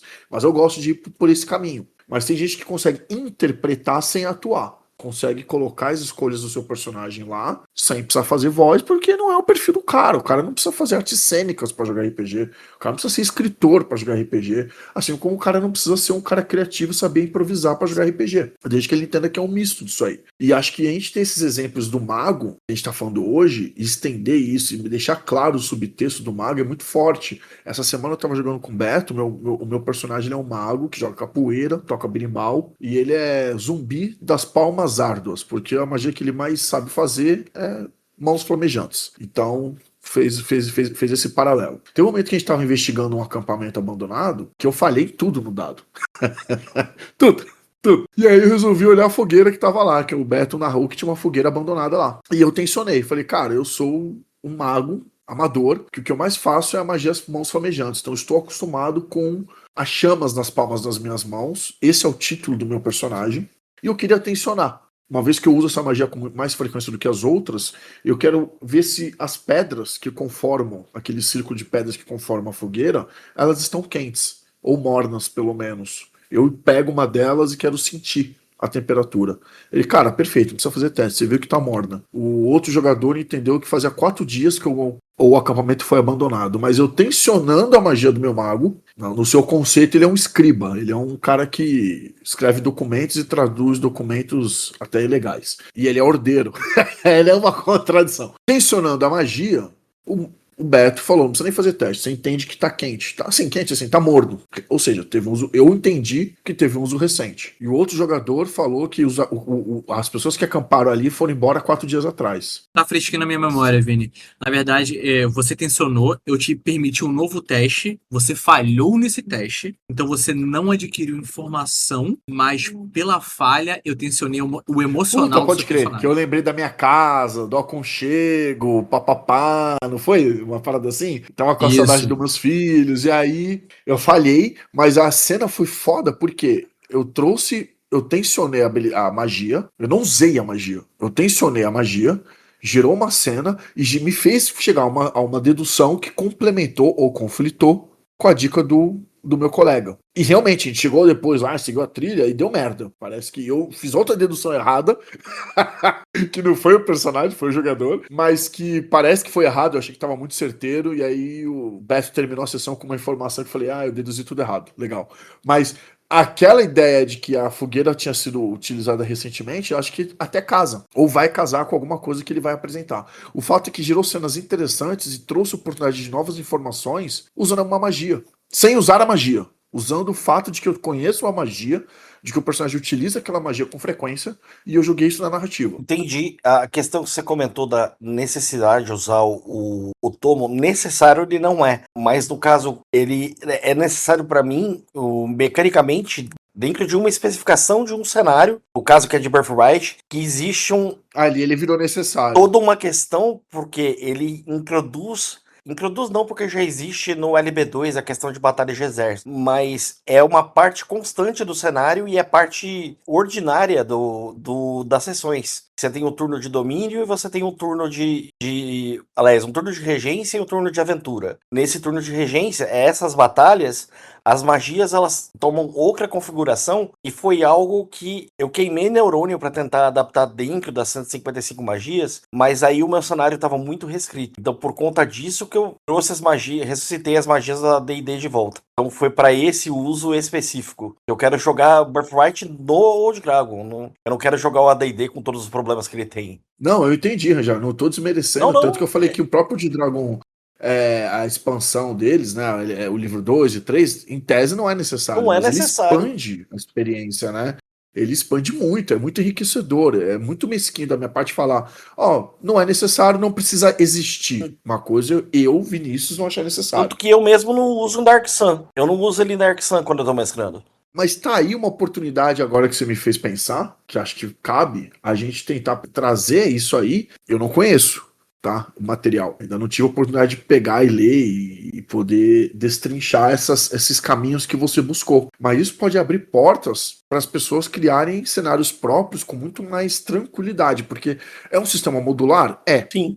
Mas é todo mundo que tem aptidão e facilidade de fazer essas adaptações? Não. Se você já tem um caminho que você já seguiu e funciona, é mais um material, é mais uma fonte, é mais uma opção de experiência, de vivência. E isso eu acho extremamente válido, cara. E é por isso que todo mundo tem que acessar o Covil, começar de leve, começa com uma especialização, com uma raça ali, vai dar uma olhada no que a galera tá criando, pegar inspiração. Gente, tem até modelo pronto pra vocês Tem fazerem. Ravenloft também, do Rangel, tem Dark Sun, cara. Dark Sun, irmão. Que é um bagulho. Eu que fiquei por último, né, que ia deixar pra falar sobre isso aí, mas eu penso assim, né, que nem o Beto falou, é muito válido, o manual de regras é até a página 8, então eu acredito sim que tudo que possa ser expandido, desde que seja para um uso, igual ele falou, cara, eu quero trazer as minhas memórias, né, lá do AD&D, quero trazer as regras, embora eu não queira jogar AD&D, eu quero jogar Old Dragon, mas eu quero adaptar a regra, cara, perfeito, né? Quero jogar Sonic, eu vi essa semana lá no grupo, né, do Old Dragon também. Eu vi também. Cara, vamos fazer uma regra para jogar Sonic, vamos inventar aqui uma magia, segura para baixo e B, ele começa a girar, entendeu? Vamos fazer funcionar. Eu acho que o Old Dragon é isso, cara. Embora exista, sempre tem aquela parte da comunidade que é um pouco mais restrita, né? Que fala, a regra é isso e tal.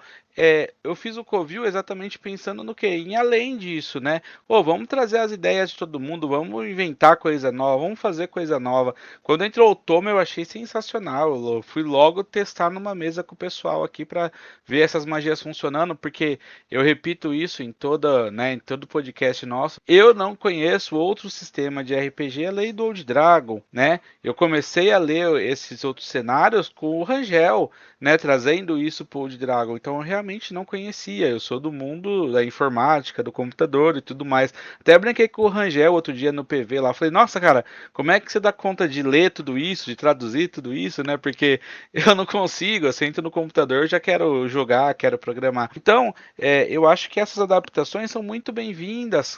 De forma nenhuma, acho que tem um aspecto negativo, né? Muito pelo contrário, eu acho que quanto mais coisas a gente traz para esse nosso, de forma fácil, de forma gratuita, né? Melhor é pra gente poder usar, jogar junto, igual vocês falaram, todo mundo é tão ocupado, imagina se vocês precisassem fazer uma adaptação dessa, né? Trazer lá o Bridgelight, né? É muita coisa, cara, só que aí o cara já te trouxe mastigadinho, traduzido, com as regras, com as magias. Então, olha só como isso facilita, né? E acho que a intenção é essa mesmo, né? Tanto do Covil quanto, né, do Tomo de Magia, todos os cenários traduzidos para o Old Dragon, tudo isso é para facilitar, para trazer essa jogabilidade para quem não teve, né? O Rangel mesmo comentou com a gente outro dia no grupo que ele faz isso para estar mostrando pro filho dele. Exatamente. Que talvez se não for assim, não vai conhecer nunca, né?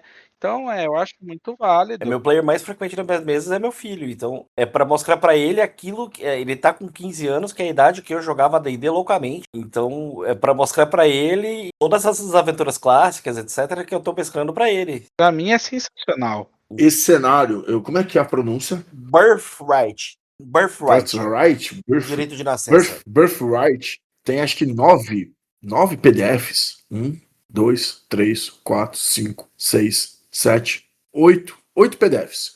Todos traduzidos já pelo Rangel. Traz mais uma mecânica e um olhar novo pro mago, com mais magias. Aí se você pega isso que a gente tá explicando, de tentar olhar a magia para além da magia, de uma aplicação mais narrativa, mais natural, e gerando impacto naquele cenário, e aí se você tem um cenário com uma magia menos banalizada, o impacto tende a ser maior, né? Óbvio, porque é mais raro de acontecer. E aí, então, o poder destrutivo psicológico é muito maior. Aí você pega esse conceito e põe mais magias ainda que existem através do tomo de magias do que o Rangel trouxe pra nós. Cara, o mago simplesmente é a classe mais poderosa. Simples assim. E não à toa que os grandes vilões São magos. costumam ser mago. Os maiores vilões. Dark Sun, basicamente, é só de mago. Né? Os reis feiticeiros. Os reis feiticeiros, mas todos têm psionismo também. É que Dark Sun tem toda uma mitologia própria. São Jedi, né? Eu nunca joguei, cara, mas eu vi campanhas. Porque eu nunca joguei D&D, né? Eu não sou de D&D, então eu nunca tive oportunidade também.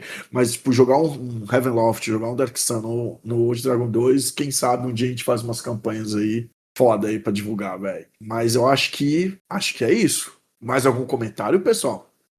Eu só tenho a dizer que, por favor, sigam o Covil no Instagram, no Spotify, estamos nas redes aí no feed já também, estou trabalhando para colocar o podcast tudo quanto é canto. Obrigado, Rangel, enormemente pela sua presença aí, muito bom. E obrigado a todo mundo aí que está ouvindo, tamo junto e até a próxima. É isso. Temos um episódio. É isso. Caio, Rangel, palavras. Cara, eu quero agradecer, eu caí completamente de paraquedas aqui na gravação do podcast, que eu tô atualizando o Covil das aventuras que eu tô trazendo da Grande Conjunção. Ele comentou no podcast, eu entrei e acabei participando. E eu acho o Covil é o tesouro do Old Dragon, né? Gosto muito do trabalho que a Buró tá fazendo, mas sem esse trabalho incrível aí de reunir tudo, centralizar toda essa comunidade, que hoje em dia eu falo, sem sombra de dúvida, que a comunidade do Old Dragon é a comunidade mais empenhada, querida e respeitosa que tem dentro do meio, principalmente no SR. E de magia, cara, nós estamos bastante bem servidos e ainda assim é a classe mais apelona e mais poderosa. E acho que é menos compreendida. Fala aí, Caio. Desde o começo é a mais roubada, não tenho dúvida. Mas você sabe que a gente tá falando da magia, mas jogando o Ark lá mesmo, o Beto me surpreendeu uma vez que ele foi um dos únicos jogadores que fez um negócio que deixou eu assim, sabe? Que foi jogabilidade de jogador mesmo. O monstro tá perseguindo o cara porque ele tá sangrando e ele caiu no chão. Aí todos os players só saíram correndo de perto, o Beto foi lá e falou, não, eu vou pegar esse cara, vou pôr nas costas e vou sair correndo, né? Então, o monstro não alcançava o Beto, não alcançava... Cara, e eu acho que, tipo assim, o que realmente me prendeu no Old Dragon, no SR, é isso, né? Que muitas vezes a gente tá preocupado em, o mago é mais forte, o guerreiro é mais forte, o clérigo, ou o ladrão, ou as especializações, mas na verdade é a cabeça do player, né, cara? Eu acho que o que faz divertido o jogo ali é como o cara interpreta, o que ele faz, como ele faz com o que ele tem, né? E o mago, ele tem um canivete suíço, né? Na verdade, é o cara que pode... A interpretação é a mais forte. Exato, né? A interpretação é mais forte, mas a mecânica favorece o mago. A mecânica favorece o mago. É o canivete suíço. Eu vou confessar a vocês que eu fico lisonjeado de ser referenciado tantas vezes assim. Muito obrigado, meu tio. É nóis. Se você um dia perguntar assim, se você perguntar assim, pô, Beto, como é que você aprendeu isso? A resposta é muito simples. É jogando, galera. É jogando. Só se divertir. É jogando. Não tem mistério, é só jogar pra caraca. Vai se divertir, vai ser feliz, tá tudo certo. E, cara, a gente precisa fazer um tema ainda sobre narração. A gente vai fazer, quem sabe, semana que vem. Quando você tem um grupo unido pra contar uma história, eu fico repetitivo nisso, a experiência coletiva, todo mundo tem que estar feliz. Todo mundo tem que brilhar. Inclusive o mestre, tá? E ele não tem que escrever um livro que quer contar uma história rígida, que os jogadores têm que seguir esse caminho e não tem que fazer, porque é um jogo coletivo. E é um jogo também. Tem a parte das variáveis. Então, se todo mundo tá unido para contar uma história, as coisas fluem de uma maneira muito, muito boa. E o mago, ele tem que ter esse pretexto para que ele possa brilhar muito além do, bom, acabou minha magia. O que eu faço agora? Não faço mais nada. Sabe? Acho que dá para você tensionar a narrativa, a interpretação, usando o grimório, expondo truques, nem que seja na parte narrativa. Não vai dar dano. Não vai dar bônus de nada, penalidade de nada. Mas você faz um isqueiro no seu dedo. Que seja, para você simbolizar que você tem uma habilidade além da habilidade mundana. Então o mago, de novo, se o guerreiro é para combate, o ladrão é para exploração e o clérigo é para o suporte, o mago é para os três. E ele atende muito bem os três pilares da mecânica. Isso faz dele o Coringa, velho. Ele é o Coringa. Ele é o Coringa. Basta querer. Então basta querer, basta saber levar. Não é pra você se jogar no meio de 10 goblins sozinho, que nem eu fiz. Não, eu acho que aí também é maluquice, caralho. Aí é loucura. Aí é loucura. Só o guerreiro com seus apará que consegue. Mas aí é outro episódio. Gente. Inclusive, você comentou, e pelo menos eu tenho muitas horas aí de jogo, tanto em Ravenloft quanto em Dark Sun, mas nas partidas de Ravenloft em Old Dragon 2, a melhor aventura que eu tive foi com o grupo que eu tô mestrando atual, que eu vou começar a grande conjunção. Um dos players faltou, a gente fez era pra ser uma one shot, acabou sendo uma introdutória de Ravenloft da Casa dos Lamentos. E foi uma aventura aqui completamente improvisada que rendeu hoje minha melhor aventura de Old Dragon e Ravenloft.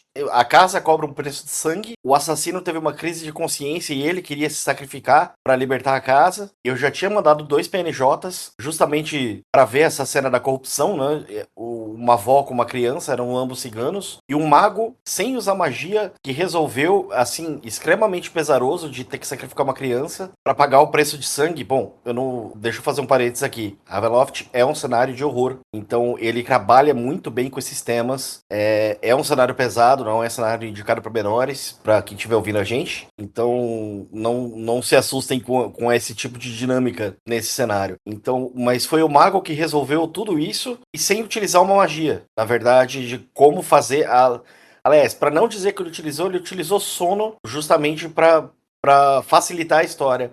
Mas todo o restante foi o mago que desempenhou sem utilização de magia. Foi uma aventura memorável. Só um parênteses, tá?